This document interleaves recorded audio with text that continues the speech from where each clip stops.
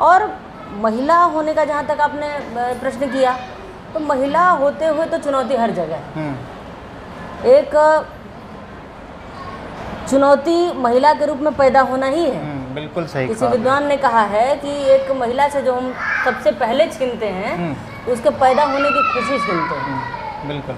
तो चुनौती तो वहीं शुरू हो जाती है जब जिस ज़माने में, जिस दौर में, जिस माहौल में गर्भ में बच्चा है कि बच्ची है, ये पता करने के लिए अल्ट्रासाउंड करने की ज़रूरत पड़े या भ्रूण हत्या करने की ज़रूरत पड़े, तो महिलाओं की स्थिति तो साफ है कि क्या है। और उसके बाद जो लाइफस्टाइल होती है महिलाओं की, घर की जिम्मेदारियां उनके ऊपर इतनी हैं, सामाजिक बंदिशें इतनी हैं कि तुम्हें इतने बजे घर आ जाना है। राजनीति 24 घंटे का काम है जी। अगर किसी व्यक्ति को रात के, आप कल्पना करें कि 1 बजे रात में कहीं आग लग गई, 1 बजे रात में कहीं कोई हत्या हो गई, 1 बजे रात में कहीं कोई दुर्घटनाग्रस्त हो गया, और वो फ़ोन करता है अपने नेता को। उसके लिए तो नेता नेता है, महिला पुरुष तो है नहीं, बिल्कुल। और वो फ़ोन करेगा कि मुझे आपकी ज़रूरत है, आ जाएं। नहीं भी उसने फ़ोन किया, किसी सोर्स से अगर पता चला कि वहाँ पहुँचना है जी। आप अगर महिला होने के नाते उस सीमा को ओढ़ लें, या आपके घर के लोग नहीं अलाउ करें कि नहीं इतने बजे के बाद तुम्हें नहीं जाना है, इन दैट केस समस्याएँ आएंगी। लेकिन अगर उससे ऊपर उठ के थोड़ा सा उस तरह का माहौल बना के ऐसे हालात बना लिए जाए कि कहीं ना कहीं से घर वाले भी स्वीकार कर लें, जैसा हम लोगों के साथ हुआ बाद में। शुरुआती दौर में सबके साथ होता है कि नहीं अरे कैसे करोगी, कठिन है ये है वो, लेकिन फिर धीरे धीरे अगर पारिवारिक स्वीकार्यता हो जाती है तो फिर आसान हो जाता है।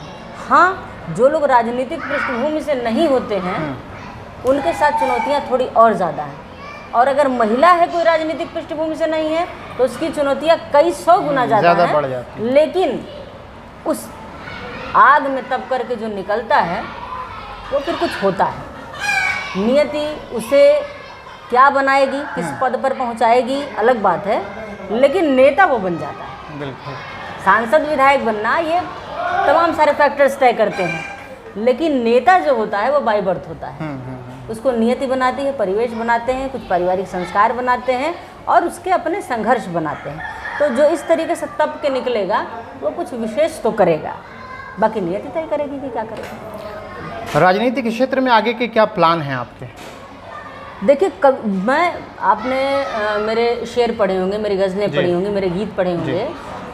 जो चीज़ मैं वहाँ कहती हूँ, मैं रोटी की बात करती हूँ, मैं भूख की बात करती हूँ, मैं वहाँ लड़कियों की स्थिति की बात करती हूँ, मैं वहाँ बेरोजगारी की बात करती हूँ, मैं वहाँ जिन जिन मुद्दों को उठाती हूँ शायरी के माध्यम से, राजनीति के माध्यम से उन सारी समस्याओं का समाधान ढूंढने की कोशिश करूँगी। अगर वो अधिकार प्राप्त होता है, आप जब संवैधानिक पद पर होते हैं, अब कितने भी अमीर हों, आपकी व्यवस्था कितनी भी मजबूत हो, लेकिन आपके पास दिन में 2 लोग आए कि भाई सहयोग कर दीजिए, आपने कुछ राशि उनको दे दी, लेकिन उसकी एक सीमा होती है। बिल्कुल। आप अगर किसी वैसे पद पर बैठे हों जहां आपके पत्र लिखने से किसी को आर्थिक सहयोग मिल सके, किसी का और भला हो सके, किसी बीमार का इलाज हो सके, तो फिर बात दूसरी हो जाती है। और राजनीति करने का जो मेरा ध्येय है वो महज इतना ही है कि कविता के माध्यम से मैं जो सपना देखती हूँ, जो मैं चाहती हूँ, जिस संकल्प को जी रही हूँ, वो संकल्प उस बहाने हल हो जाए। बिल्कुल, बस इतना ही है। थोड़ा सा हम लोग आएंगे अब शायरी की तरफ, कविताओं की तरफ, चूँकि आपका बड़ा पुराना रिश्ता है कविता से और शायरी से, तो क्यों ना शुरुआत में जब शायरी की बात करने से पहले कोई आपकी गज़ल, कोई आपका शेर, उससे शुरू करें। एक मुक्तक देख लें जी। कि ज़रा सी चाह में सब कुछ नहीं बेचा जाता, वाह। जरा के चाह में सब कुछ नहीं बेचा जाता, सब कुछ नहीं बेचा जाता, ये और बात है क्या कुछ नहीं बेचा जाता। दौर अच्छे बुरे आते हैं चले जाते हैं, ज़रूरतों के लिए सच नहीं बेचा जाता, क्या ज़रूरतों के लिए सच नहीं बेचा जाता। वाह। तो शायरी का सफ़र ये कब से शुरू हुआ आपका? शायरी का सफ़र मैं ठीक से कहूँ तो मुझे याद ही नहीं है कि कब से शुरू हुआ, लेकिन बहुत बचपन से, दूसरी तीसरी कक्षा से कुछ कुछ लिखने लगी। और 8वीं 9वीं कक्षा तक आते आते ये तय हो गया कि हाँ, जो मैं काम कर रही हूँ वो कुछ वाकई कुछ गंभीरता से हो रहा है। मैंने पहले भी कुछ बातचीत में जिक्र किया है जी कि 9वीं कक्षा में एक कविता थी लूसी ग्रे जी। तो लूसी ग्रे का मैंने एक हिंदी रूपांतर किया था निरुपमा नाम से। अच्छा। वो कविता हुई और उसके बाद से उस दौर में दीदी मेरी कविताओं को ठीक से पढ़ती थी, सीरियसली पढ़ती थी, हिंदी की विद्यार्थी भी थी और मेरे में उनके अंतर बहुत ज़्यादा था। तो उन्होंने देखा वो, तो उनको लगा कि हाँ, ये लग रहा है कि हाँ वाकई लिखना पड़ना चाहिए। तमाम बच्चे जोड़ते घटाते हैं, लाइन छंद जोड़ते घटाते हैं। तो उस दिन ये फील हुआ कि कुछ है। और उसके बाद से फिर लगातार सिलसिला चल निकला। उस दौरान चंचरीक नाम से गोष्ठी चला करती थी, एक कविलोक नाम से एक गोष्ठी चला करती थी, संगम नाम से गोष्ठी चला करती थी। तो उन गोष्ठियों में आना जाना शुरू हुआ और पापा साथ लेके आते जाते थे, चाहे विषम परिस्थिति हो, मौसम हो, जैसा भी है, मेरे साथ वो रहते थे, क्योंकि उस दौर में गार्जियन की ज़रूरत भी होती है बच्चों को।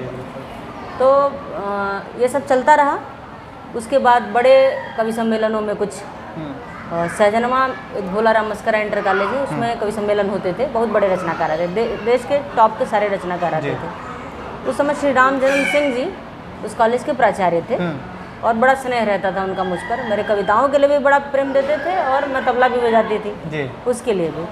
तो वहाँ पर उन्होंने मुझे ये समझिए कि बड़े मंचों पर अगर मैं कहूँ कि इंट्रोड्यूस किया उन्होंने। तो वहाँ उन्होंने बुलाया और उस मंच पे शिवपाल सिंह शेम मौजूद थे, राजन जी मौजूद थे, डॉक्टर उर्मिलेश मौजूद थे और माधव मधुकर जी मौजूद थे, हरिनारायण सिंह हरी जी मौजूद थे। तो इन लोगों की उपस्थिति में मैंने एक बार कवि सरस्वती वंदना पढ़ी, फिर दोबारा उसी मंच पे मैंने बाढ़ को लेकर एक रचना पढ़ी और रचना बड़ी सराही गई, बहुत आशीर्वाद मिला। फिर रेलवे के बड़े महत्वपूर्ण आयोजन होते थे ऑफिसर्स क्लब में और जगहों पे। उस समय बहुत शायराना तबीयत के एक अधिकारी थे, बड़े मेरे लिए अभिभावक की तरह थे, डॉक्टर के सिंह मयंक। अच्छा। तो वो बड़े अच्छे आयोजन करते थे और उन्हें किसी माध्यम से पता चला कि एक लड़की, गोष्ठियों के माध्यम से जैसे भी पता चला कि एक लड़की लिखती पढ़ती अच्छा कर रही है। तो फिर उन्होंने उन बड़े आयोजनों में, जिनमें मलिकज़ादा मंजूर साहब, बशीर बद्र साहब और सेलेक्टेड लोग हुआ करते थे देश के, उन मंचों पर फिर उन्होंने मुझे अवसर प्रदान किया और धीरे धीरे फिर सिलसिला चल निकला। और मुझे लगता है कि देश के जितने भी हिंदी भाषी राज्य हैं, कम से कम सब में किसी न किसी बहाने से जाना होता रहता है।